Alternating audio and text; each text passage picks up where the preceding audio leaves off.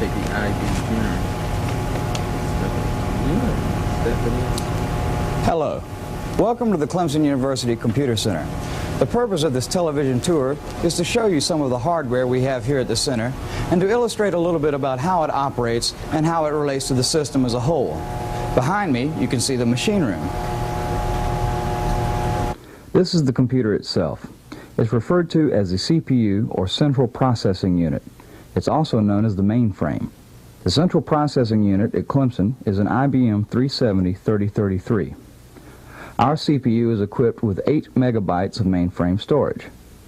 Mainframe storage is the area which is directly addressable by the CPU and is used to store instructions and data from the programs that are being run by the system at any given instant. For the sake of simplicity, we'll assume that a byte is one character, say a number or a letter. Therefore, our mainframe storage could contain 8 million different characters. This is the master console. It's action central as far as the computer operators are concerned. From here, the operators are given a constant display of activity within the system. Queries may be entered concerning the status of any program or device, and the system will respond with the desired information. Different devices can all be controlled from the console. Also, the console will alert the operator to situations that require his intervention. The entire system may be started or stopped from this one point. The second screen on the master console is used primarily as a diagnostic tool. It can be used to see what's going on inside the system itself in order to identify problems or to monitor the performance of the system while it is running. Unfortunately, this console eliminates the need for the flashing lights that made old computers so visually impressive. Now, let's take a look at the two main methods of storing the information that the computer uses or produces. First, let's examine tape. These are the tape drives. Every science fiction movie has a few tape drives and a wall of flashing lights to represent a computer. It looks impressive, but it doesn't quite work that way. Tape is referred to as a sequential access storage device.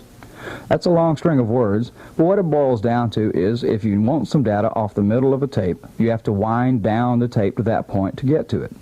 This takes time, so tape isn't the most efficient way to store and retrieve data, but tape does have its advantages. First of all, it's relatively inexpensive. A reel of tape this size will cost between $10 and $20, and for that small investment, you can store a lot of information. Here at the center, we have 16 tape drives. 15 of those 16 drives are said to be 6250 BPI. BPI stands for bytes per inch.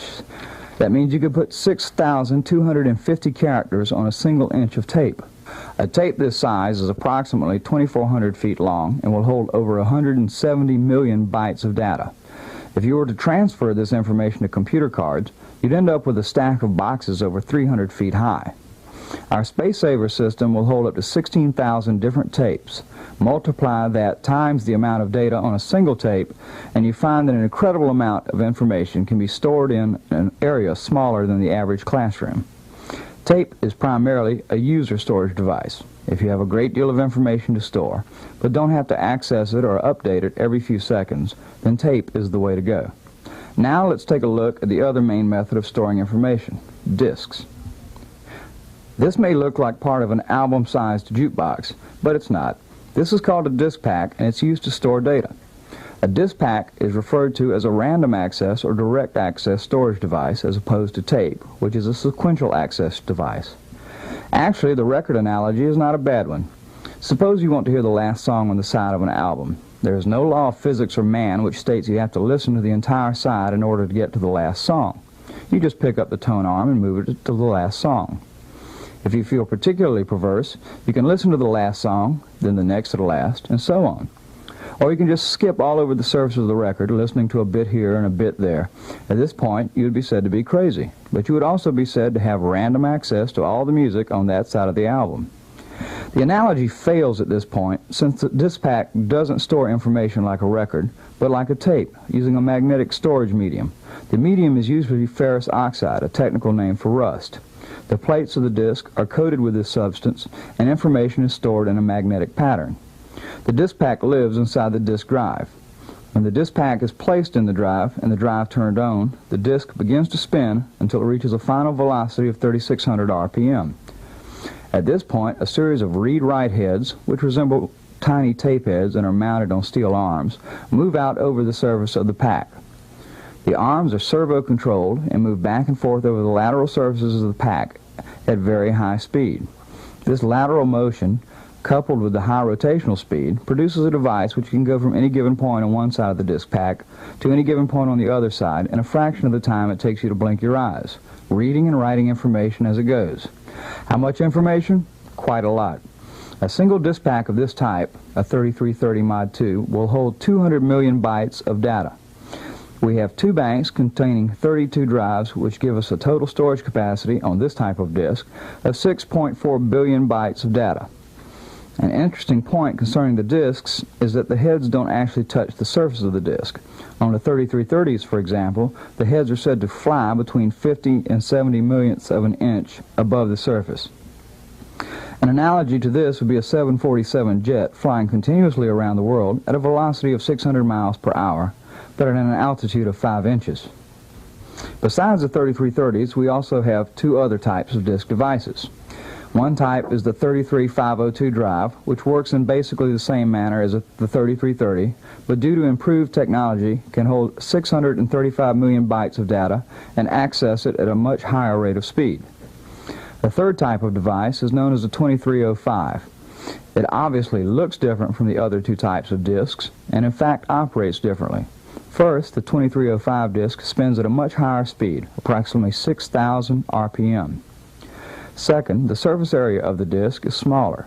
Third, there are many more read-write heads which do not move back and forth, but are instead fixed to laterally cover the recording surface. This results in a device which can only hold 11.4 million bytes of data, but which can access that data at a much greater speed than the other two types of disks. Disk is primarily used as a system storage device. For example, programs waiting to run and data ready for output are stored on disk. Also, people on terminals who need rapid and immediate access to their data utilize disk for storage. We've now seen the computer and the two main methods of storing data. Now let's take a look at some of the ways of getting that data in and out of the system. First, teleprocessing. There are many people who utilize Clemson's computer who are not physically located at the computer center. The computer communicates with these users by the use of teleprocessing. The devices you now see are called modems. Modem is an acronym which stands for modulator-demodulator. The electronic information from the computer is modulated into an audio tone which can be sent down telephone lines. On the other end, another modem demodulates the tone back into electronic impulses that a terminal or even another computer can understand. By the use of teleprocessing, the resources and abilities of the computer can be spread all over the country. Now let's take a look at some of the input-output devices at the computer center. This is a card reader card punch. It can read cards at the rate of 1,000 cards per minute and punch cards at the rate of 300 cards per minute. This is an optical mark reader. It reads papers on which pencil marks have been made on certain areas of the page.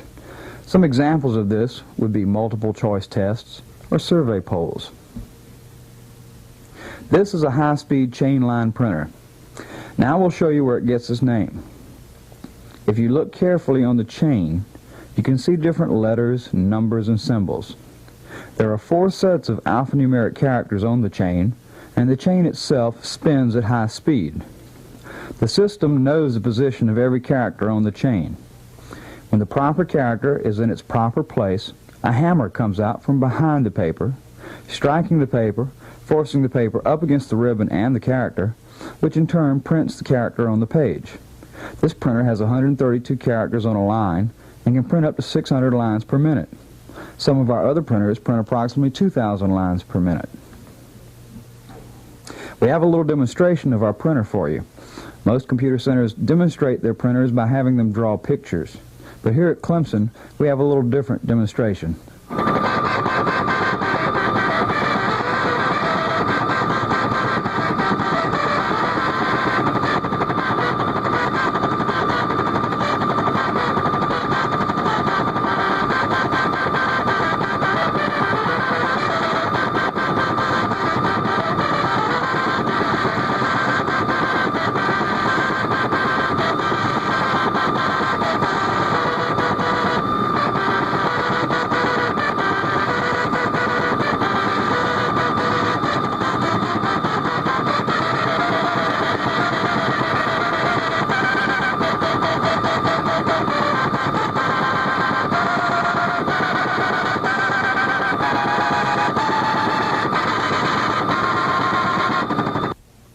The device you now see provides us with another form of output.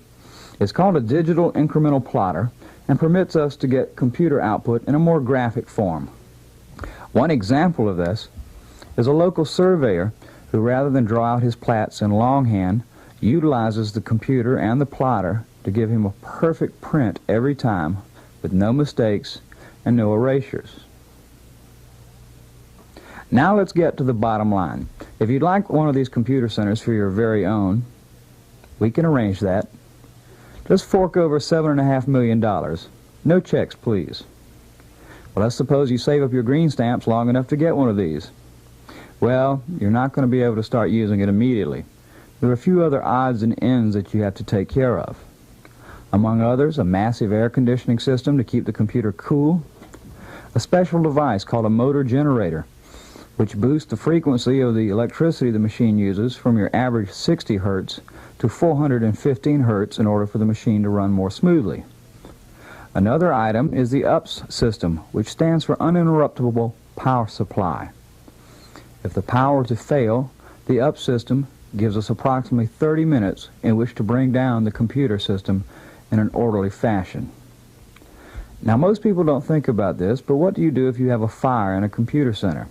You can't use water, and you can't use foam too well.